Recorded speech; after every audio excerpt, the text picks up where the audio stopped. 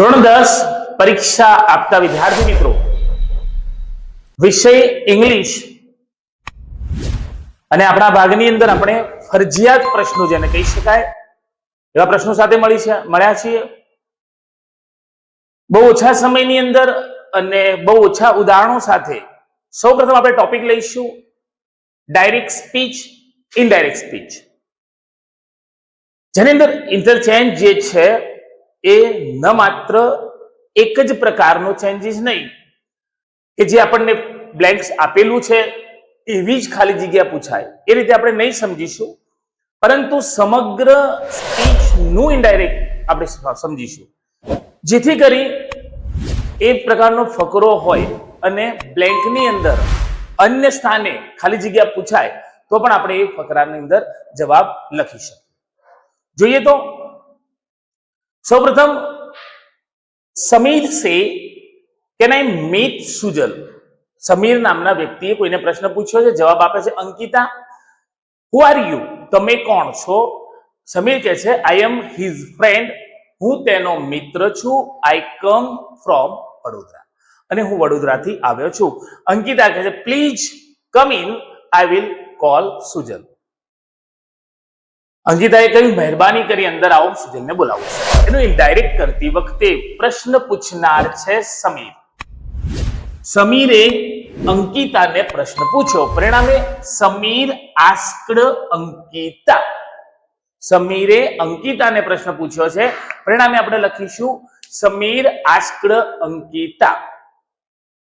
પ્રશ્નાર્થ છે અને એ પણ પ્રશ્ન કેન વડે પૂછાયો છે.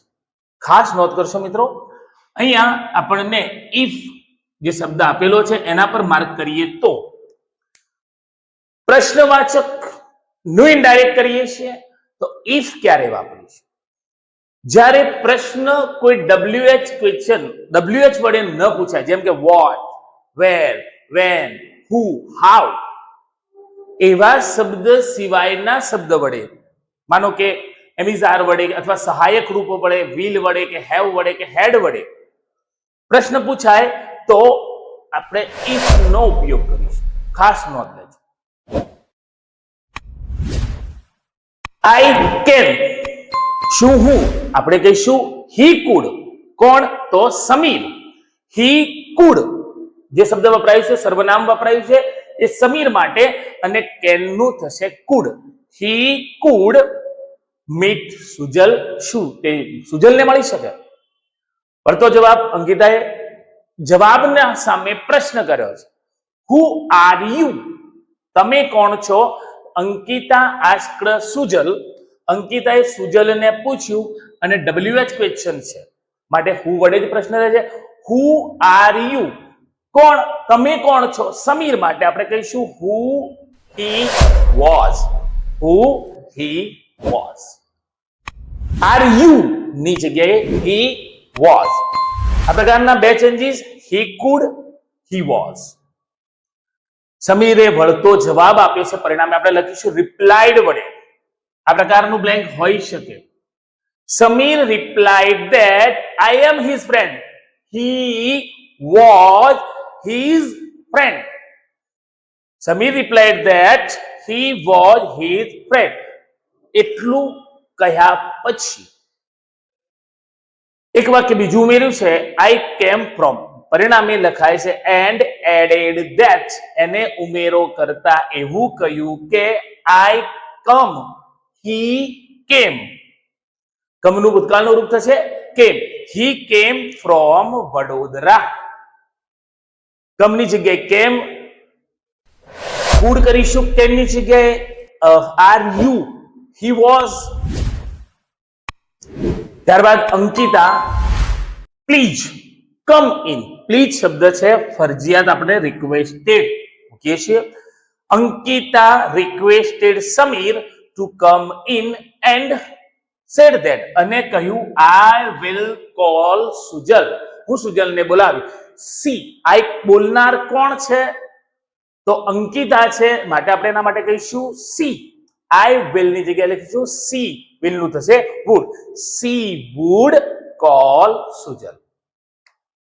તો પહેલા પેરેગ્રાફ ની અંદર કેન આઈ ની જગ્યાએ હી કુડ. ત્યાર પછી આર યુ હી વોઝ. કમ ની જગ્યાએ કેમ અને છેલ્લે આઈ વિલ લખીશું સી વુડ. તેણી ની બોલાવશે. ચાર ફેરફાર ની બ્લેન્ક અથવા ખાલી જગ્યા આપેલી છે એ પ્રમાણે આપણે ફકરો પૂરો કરવાનો થાય છે. બીજા ફકરાની અંદર મીના સે please give me your notebook. મહેરબાની કરી મને તમારું નોટબુક આપો. ફરીથી એ જ પ્રશ્ન, પ્લીઝ બ્લેન્ક મૂકેલું છે કે મીના બ્લેન્ક અમી. પ્લીઝ શબ્દ હોવાથી requested compulsory change. Meena requested Ami to give me. બોલનાર છે મીના માટે કહીશું her your notebook. To her notebook. Give her notebook. તેણીને એ નોટબુક આપે. અમી જવાબ આપે છે I have to do my homework. મારે મારું ગૃહ કાર્ય કરવાનું છે. Ami replied that. Ami told that said that Ami said that I have to. બોલનાર અમી છે, પરિણામે આઈ એટલે સી અને હેવ ની જગ્યાએ કરીશું હેડ. અમી said that she had to do my ની જગ્યાએ her homework. તેણે તેણીનું ગૃહ કાર્ય કરવાનું છે. તેણે તેણીનું ગૃહ કાર્ય કરવું છે. Meena, what a hard working girl you are. તું કેટલી મહેનતુ છોકરી છે. ઉદ્ગાર ચિહ્ન પરિણામે કહીશું મીના exclaimed. ઉદ્ગાર ચિહ્ન હોવાથી compulsory change exclaimed. with admiration એને પ્રોત્સાહન પૂરું પાડતા કહે છે that what are you hard working. કહીશું આપણે she was a very hard working girl. Changes જોઈએ. પ્લીઝ શબ્દ હોવાથી રિક્વેસ્ટેડ. I have ની જગ્યાએ લખીશું she had. ત્યાર પછી my homework her homework. અને ઉદ્ગાર વાક્ય હોવાથી exclaimed ઉદ્ગાર સાથે અને એને પ્રોત્સાહન આપતા કહ્યું કે તું કેટલી મહેનતુ છો. મિત્રો પ્રયત્ન એવો છે કે આ પ્રકારના જે ચેન્જીસ છે એકવાર સમજાઈ જાય તો કર્તાનું જે રૂપ છે એ રૂપ કેવી રીતે બદલાય છે. સપોઝ પ્રશ્નાર્થ વાક્ય છે તો આસ્ક્ડ વડે, ઉદ્ગાર વાક્ય છે exclaimed વડે, ધમકી આપવામાં આવે તો threatened વડે. જો પ્રશ્ન WH વડે છે તો આપણે WH વડે જ વાક્ય રચના કહીશું. પરંતુ જો પ્રશ્ન કોઈ સહાયકારક ક્રિયાપદ વડે પૂછવામાં આવે છે તો if કમ્પલસરી છે. એ પ્રમાણે ત્રીજા ફકરામાં યજ્ઞેશ સે have you watched the movie Kantara. have you watched the movie Kantara. શું તમે કંટારા મૂવી જોયું? ત્યારે તૃપ્તિ જવાબ આપે no I haven't. ના મેં જોયું ન હતું. યજ્ઞેશ કહે છે આઈ એમ સેન્ડિંગ યુ અ ટેલિગ્રામ. હું તને ટેલિગ્રામ પર મોકલી રહ્યો છું. ત્યારે તૃપ્તિ કહે છે થેન્ક યુ. આ સંવાદ છે. મિત્રો ઇનડાયરેક્ટ સ્પીચ શું છે તો વક્તા શ્રોતા વચ્ચે જે રજૂઆત થઈ છે એ રજૂઆત સાંભળનાર જ્યારે રજૂ કરે એ રજૂઆત. જેમ કે યજ્ઞેશ આસ્ક્ડ તૃપ્તિ. પ્રશ્નાર્થ ચિહ્ન હોવાથી યજ્ઞેશ આસ્ક્ડ તૃપ્તિ. પ્રશ્ન છે હેવ વડે. ફરજિયાત મેં હાલ જ કહ્યું કે WH ક્વેશ્ચન હશે તો WH વડે કરીશું, પરંતુ અધર કોઈ ક્વેશ્ચન બીજા કોઈ સહાયકારક ક્રિયાપદ સાથે હશે તો if કમ્પલસરી છે. અહીંયા બ્લેન્ક મૂકી છે તો if. આગળ કીધું એ પ્રમાણે એવું જરૂરી નથી કે આ પ્રકારનો જ ફકરો પૂછાય અને આ જગ્યા પર જ બ્લેન્ક હોય. બ્લેન્ક અહીંયા પણ હોઈ શકે છે કે પ્રશ્નાર્થ વાક્ય છે તો આસ્ક્ડ લખાય છે. હેવ યુ વોચડ તો સી યુ. કોણ? યજ્ઞેશે તૃપ્તિને પૂછ્યું છે તો યુ ની જગ્યાએ સી. હેવ નું થશે હેડ. she had watched the movie Kantara. if she had watched the movie Kantara. શું તેણીએ કંટારા મૂવી જોયું છે? તો એનો જવાબ છે નો આઈ હેવન્ટ. ટૂંકમાં જવાબ આપ્યો છે. તો જવાબ લખીશું તૃપ્તિ રિપ્લાઇડ ઇન નેગેટિવ. તૃપ્તિએ નકારાત્મક જવાબ આપ્યો કે ના, મેં નથી જોઈ. ફરીથી યજ્ઞેશ એને કંઈક કહે છે, આઈ એમ સેન્ડિંગ યુ. તો આપણે લખીશું યજ્ઞેશ ટોલ્ડ હર. યજ્ઞેશે તેણીને કહ્યું.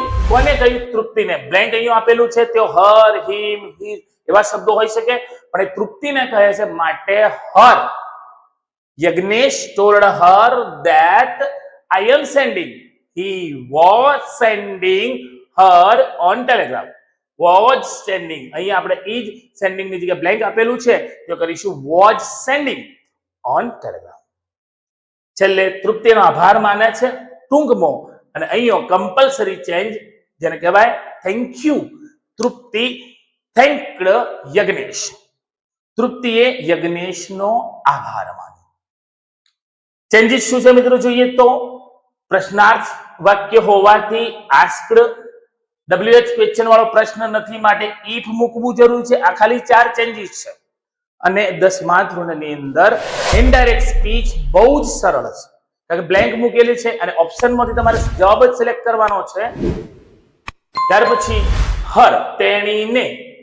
યુ ના સ્થાને બ્લેન્ક મૂકેલું છે, તેણીને કહે છે માટે હર.